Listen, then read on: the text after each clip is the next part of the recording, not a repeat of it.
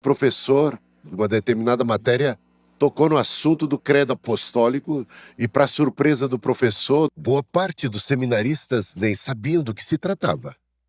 Então, considerações iniciais sobre a origem. Não foi escrito diretamente pelos apóstolos, porque tem uma tradição antiga, que é basicamente uma lenda, de que cada um dos apóstolos, porque são 12 as afirmações do credo, são 12 afirmações, e que cada um dos apóstolos teria contribuído com uma delas.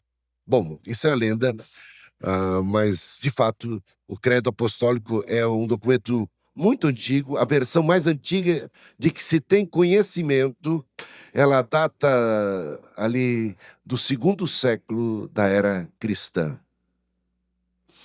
E ela era chamada de símbolo antigo dos apóstolos, usado em Roma como uma forma de catecismo usado nas igrejas para preparar novos convertidos para o batismo.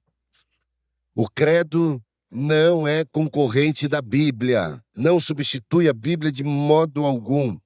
É um breve guia que aponta para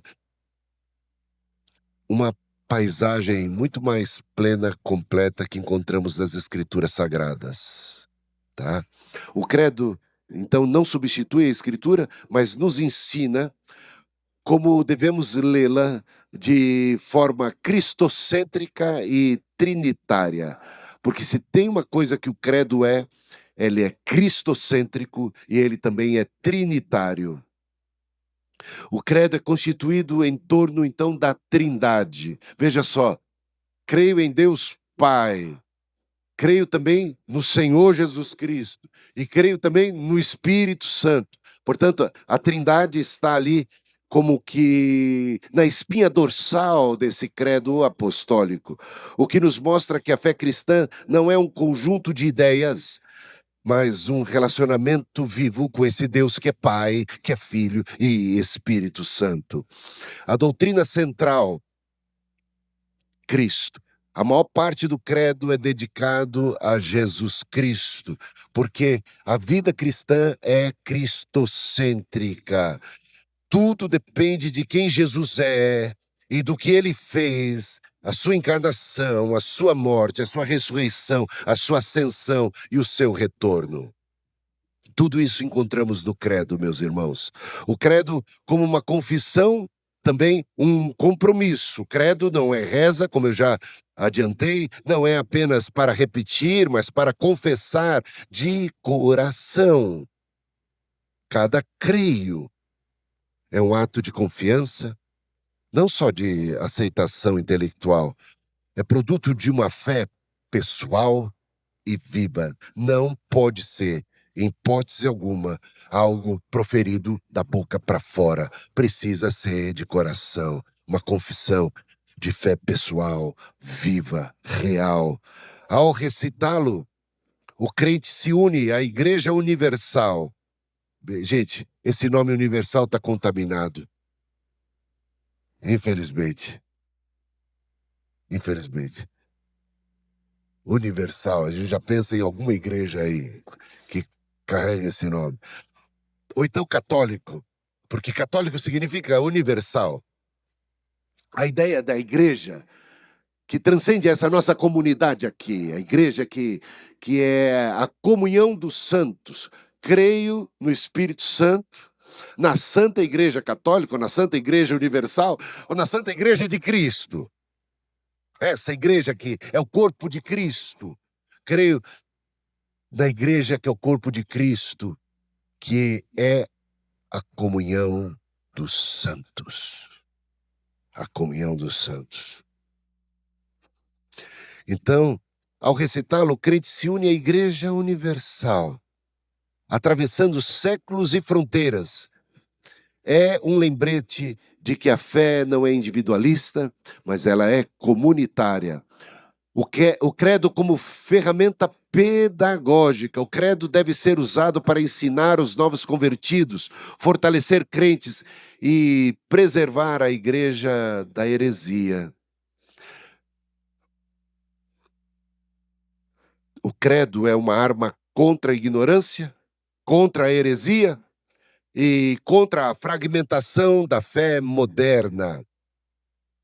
Vamos ver agora a base bíblica de cada uma das 12 afirmações do credo.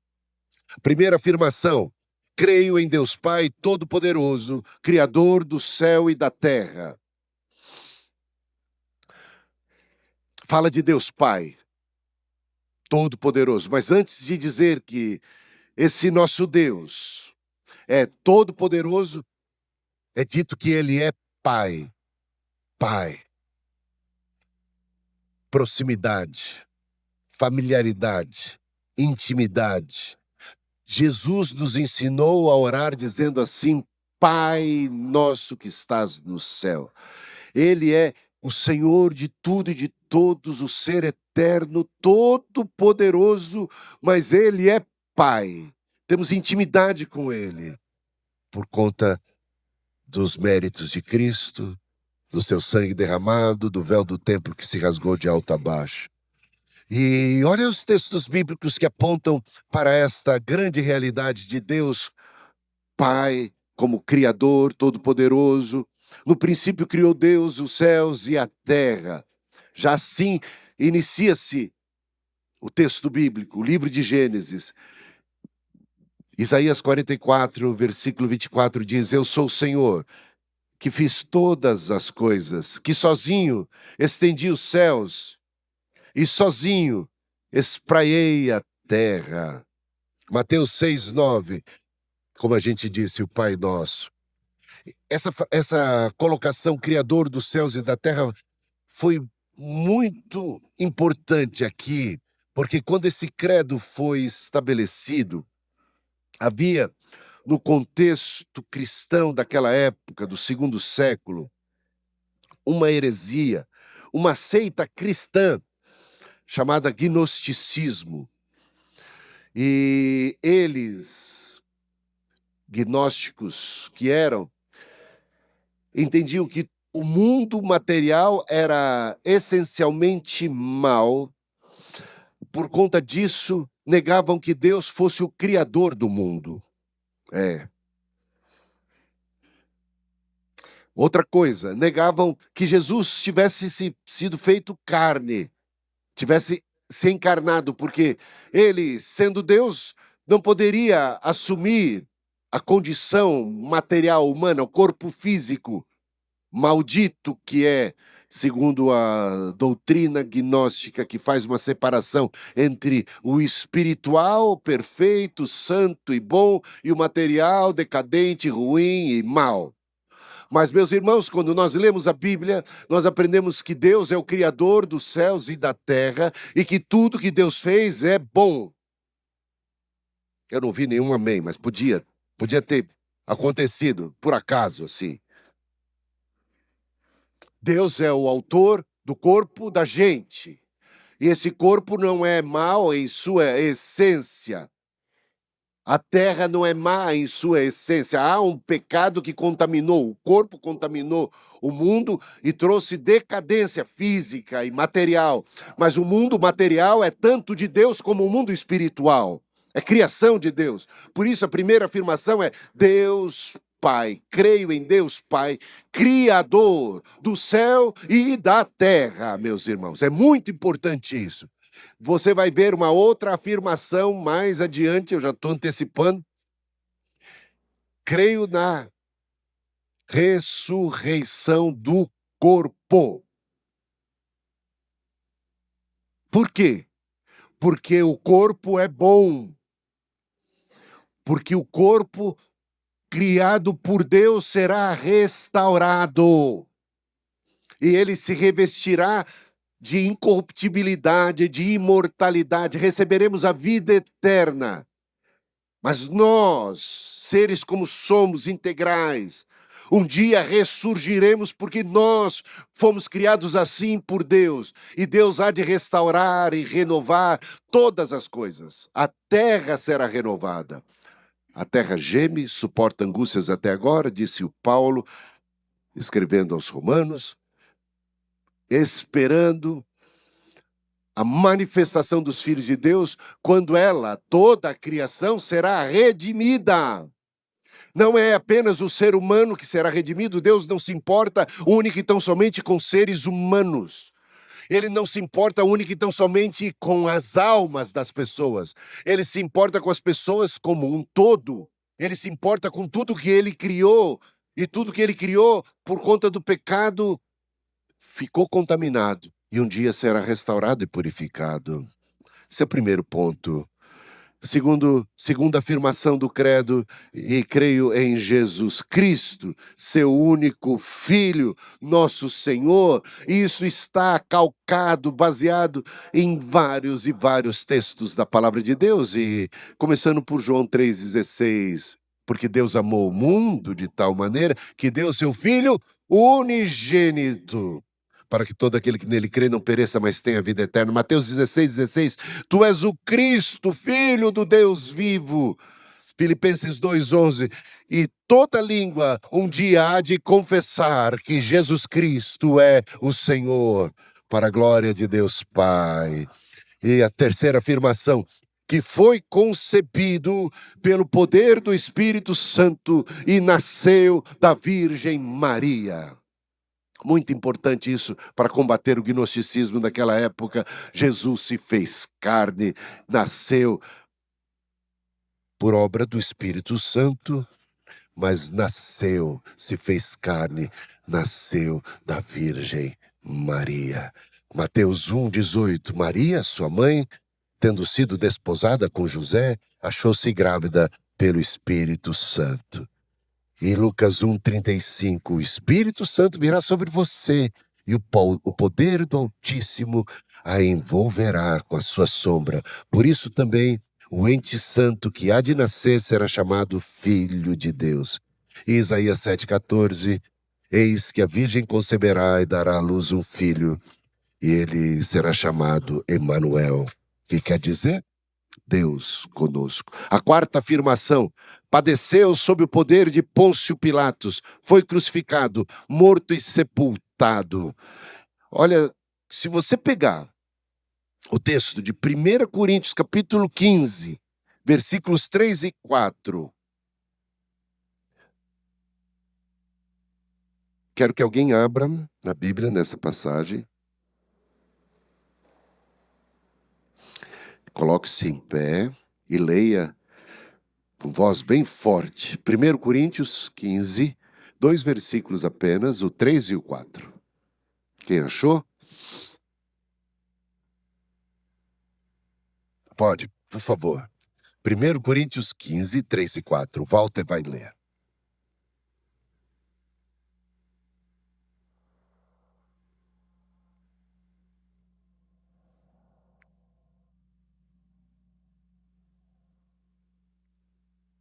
Você sabe que esse é o prenúncio do credo apostólico?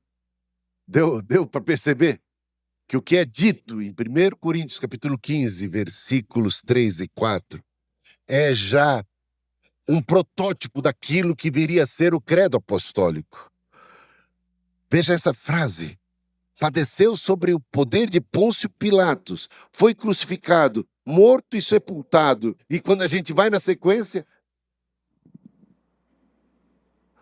desceu ao Hades, e o 6, ressuscitou ao terceiro dia, e o 7, subiu aos céus e está sentado à direita de Deus Pai Todo-Poderoso.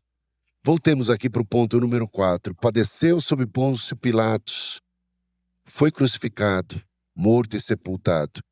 Veja quantas e quantas passagens, eu só selecionei algumas. Marcos 15, 15. Então Pilatos, depois de açoitar a Jesus, entregou-o para ser crucificado. João 19, 18. Ali o crucificaram. 1 Coríntios 15, 3 e 4, como foi lido. A primeira parte, Cristo morreu pelos nossos pecados, foi sepultado, foi crucificado, foi sepultado e tudo mais.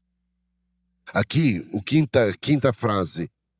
A quinta afirmação, a quinta declaração, a quinta confissão de fé, ele desceu ao Hades.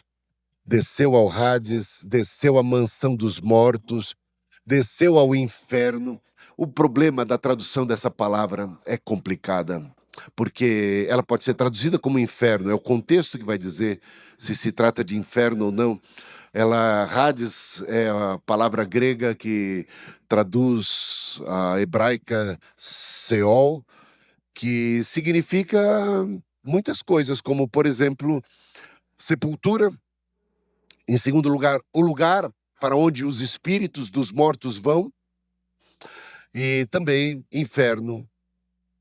E é o contexto que determina qual é a devida tradução. Eu entendo mansão dos mortos como a melhor tradução aqui nesse contexto, porque Jesus, a ideia aqui é que Jesus morreu de fato, de verdade, porque os gnósticos negavam tanto a encarnação, quanto também a morte e quanto a ressurreição.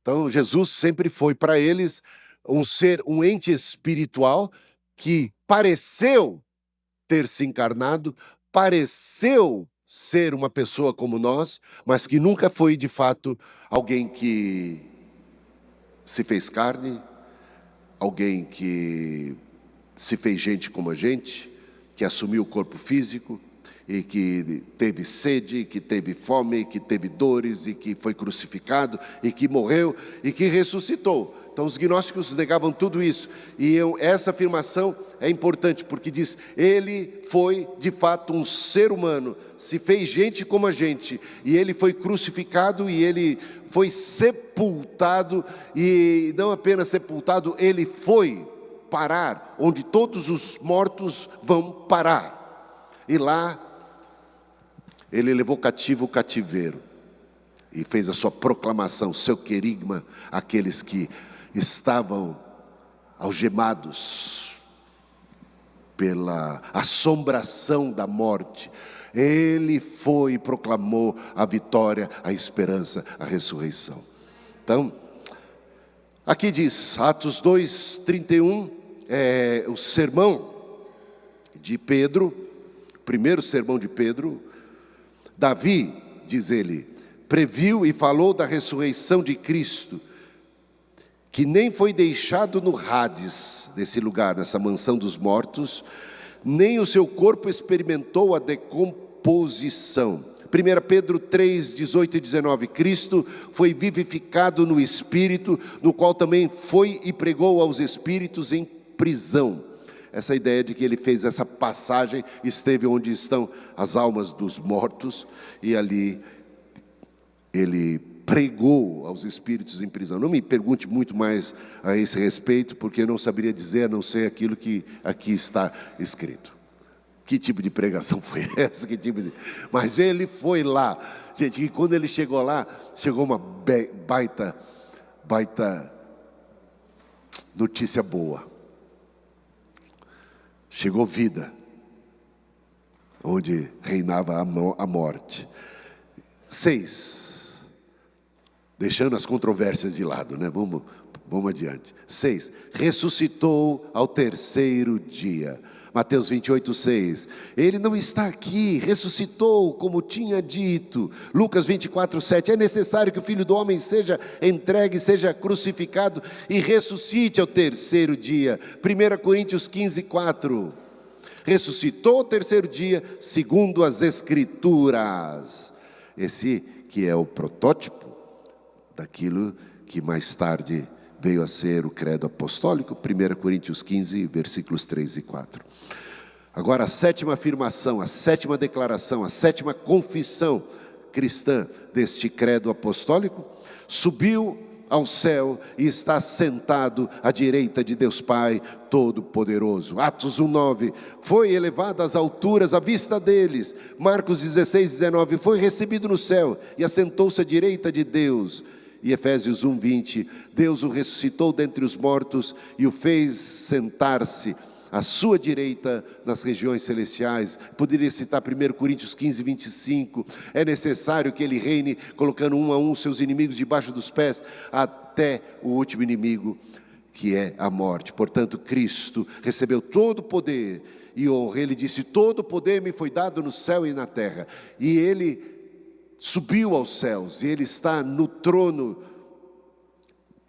com Deus Pai, e reina. Agora, a oitava afirmação: de onde há de vir para julgar os vivos e os mortos? De onde há de vir? Isso é escatologia, fala a respeito da segunda vinda de Cristo e trata aqui do juízo final. Olha quanta informação a gente tem aqui. É singelo, é simples, é resumido, mas ele tem muita coisa, ele tem muito conteúdo. Então, de onde há de vir? Então, proclamação da segunda vinda de Cristo, do juízo final. Atos 10, 42. Ele é...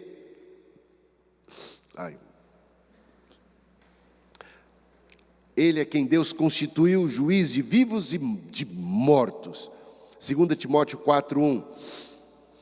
Cristo Jesus há de julgar vivos e mortos. Mateus 25, 31 e 32. Quando o Filho do Homem vier em sua glória, todas as nações serão reunidas diante dele, e haverá então o juízo final. A nona afirmação, meus irmãos, e já estamos nos encaminhando para o final, hein? Você deve estar triste que estamos chegando ao final. Você queria mais do credo apostólico, certamente. Creio no Espírito Santo. João 14, 26, o Consolador, o Espírito Santo, que o Pai enviará em meu nome, esse ensinará a vocês todas as coisas. Eu creio no Espírito Santo, o Espírito Santo que testifica com o meu espírito que eu sou filho de Deus, o Espírito Santo pelo qual eu clamo Abba Pai, é o Espírito de adoção. Eu creio no Espírito Santo que é poder de Deus para que eu possa viver agora uma nova vida, que me vivificou, que me regenerou, que me santificou, que está comigo, que é o Paráclitos, o outro Consolador, da mesma estirpe, qualidade daquele Cristo, Senhor. É o Espírito de nosso Senhor Jesus Cristo, é o Espírito de Deus Pai e de Deus Filho. Atos 1, 8, vocês receberão poder ao descer sobre vós o Espírito Santo e ser-me-eis testemunhas. 2 Coríntios 3, 17, ora, o Senhor é o Espírito, e onde está o Espírito do Senhor, aí há liberdade. A décima afirmação, a décima declaração, a décima confissão deste credo é a seguinte: creio na Santa Igreja Universal, que é a comunhão dos santos. A igreja é, por definição, a comunhão dos santos. Essa igreja é universal, no sentido que eu já coloquei antecipadamente no início dessa pregação, porque ela é composta por pessoas crentes, cristãs, de todos os povos, tribos, línguas e nações. Ela não tem placa de igreja, ela não é metodista, ou é católica, ou presbiteriana, ou batista, ou pentecostal. Ela é composta pelos verdadeiros filhos de Deus que estão espalhados aí pelo mundo, e ela engloba os que já foram, a igreja triunfante, as almas dos que estão já no céu.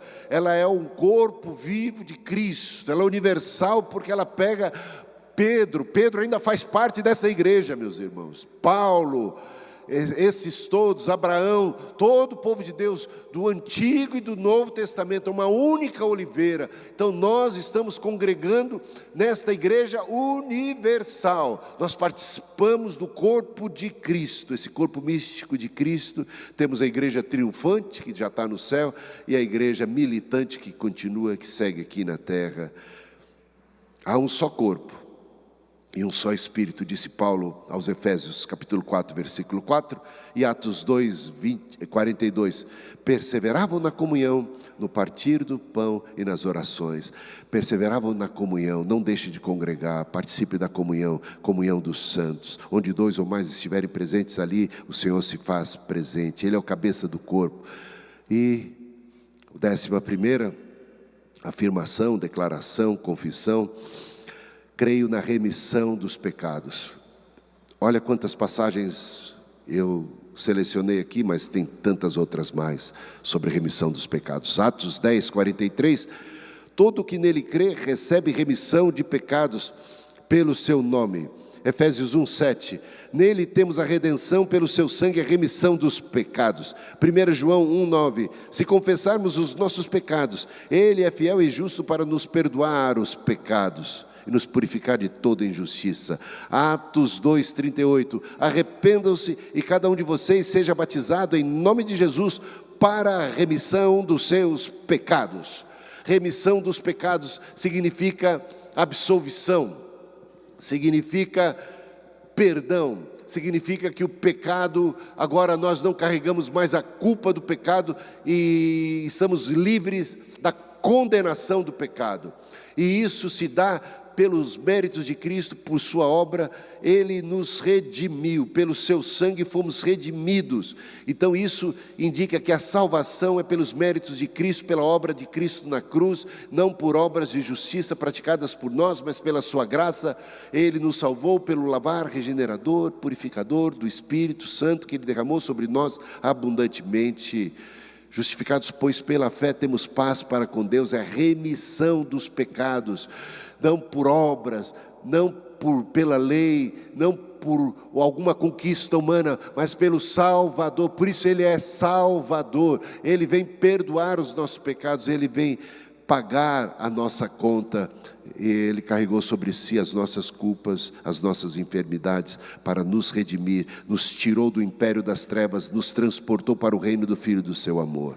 E a 12ª e última afirmação do credo: creio na ressurreição da carne. Como isso nos define como cristãos. E na vida eterna. Amém.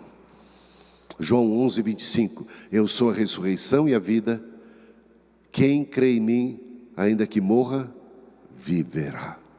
Filipenses 3:21, Cristo transformará o nosso corpo de humilhação para ser igual ao corpo da sua glória. E 1 João 5:11, Deus nos deu a vida eterna e esta vida está no seu Filho. Creio na ressurreição da carne, na ressurreição do corpo, creio na vida eterna, para onde iremos nós, só tu tens as palavras de vida eterna. Amém. Seria bom a gente recitar esse credo com mais frequência, termos isso de cor, refletirmos a respeito. Esse material, esse conteúdo será colocado para vocês, para que vocês possam, inclusive, utilizar isso para instruir pessoas que querem saber mais sobre o que é ser cristão.